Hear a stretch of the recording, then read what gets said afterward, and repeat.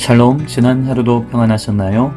오늘은 상한 갈대를 꺾지 않으시는 예수님이라는 제목으로 말씀을 함께 나누겠습니다. 요즘 정인이 사건으로 나라가 떠들썩합니다.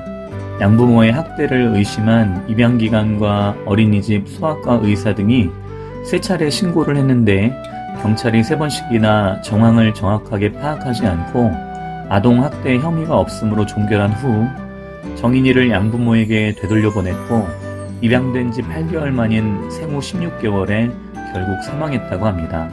참으로 슬프고 안타까운 일입니다. 자기 힘으로 자기를 지키기 어려운 아이와 여자, 노약자의 안전과 생명을 귀하게 여기고 보호해 주어야 하는데 아직까지도 우리나라는 그러한 일에 너무나 무관심해 왔습니다.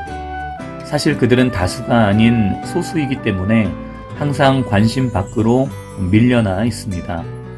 정말 살기 좋은 행복한 나라는 소외계층에 대한 관심과 보호가 제대로 이루어지는 나라일 것입니다. 하루빨리 우리 그리스도인들이 세상의 빛과 소금이 되어 소외계층을 잘 돌봐주는 나라로 만들어가기를 소망합니다.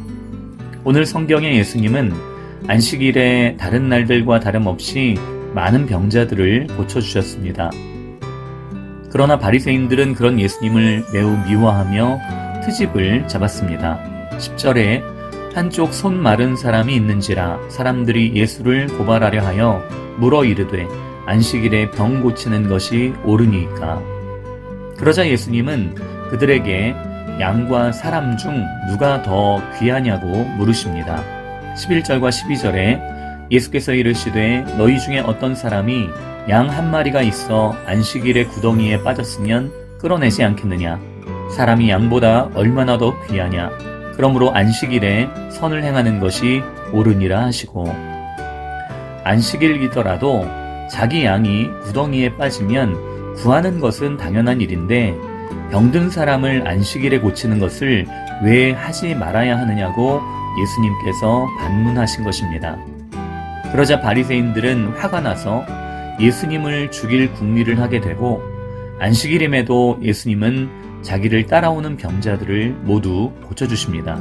14절과 15절에 바리새인들이 나가서 어떻게 하여 예수를 죽일까 의논하거늘 예수께서 아시고 거기를 떠나가시니 많은 사람이 따르는지라 예수께서 그들의 병을 다 고치시고, 그 후에 예수님은 이사야서의 말씀을 인용하십니다. 19절에 그는 다투지도 아니하며 들레지도 아니하리니 아무도 길에서 그 소리를 듣지 못하리라. 바리새인들이나 서기관들, 대제사장들은 늘 넓은 길을 다니며 자기를 드러냈습니다. 그들은 항상 높임을 받고 싶어서, 존경을 받고 싶어서 그랬습니다. 그러나 예수님은 그렇게 하실 필요도 없으셨고 그렇게 하지도 않으셨습니다. 예수님을 필요로 하는 병자들, 죄인들이 스스로 예수님을 따라다녔기 때문입니다.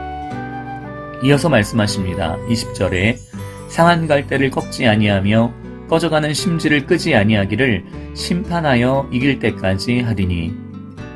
종교 지도자들은 돈 없고 힘 없고 죄인으로 손가락질 받는 사람들을 거들떠보지도 않았지만 예수님은 상한 갈대도 꺾지 않으시고 꺼져가는 심지도 끄지 않으시는 분으로 약자들, 소외계층들을 항상 불쌍히 여기시고 만나주셨습니다. 예수님은 하나님의 마음이 어떠하신지를 이렇게 말씀하십니다. 7절에 나는 자비를 원하고 제사를 원하지 아니하노라 하신 뜻을 너희가 알았더라면 무죄한 자를 정죄하지 아니하였으리라. 위와 같이 유대인들이 율법에 매여 하나님의 사랑이 아닌 비판과 정죄를 선택함으로써 복음은 이스라엘에서 이방으로 향하게 됩니다. 21절에 또한 이방들이 그의 이름을 바라리라 함을 이루려 하심이니라. 상식, 법, 원칙은 우리 삶에 중요한 것이고 필요한 것이지만 충분한 것은 아닙니다. 그런 부족한 부분을 채우고 그것을 뛰어넘는 것이 하나님의 은혜이고 하나님의 사랑입니다.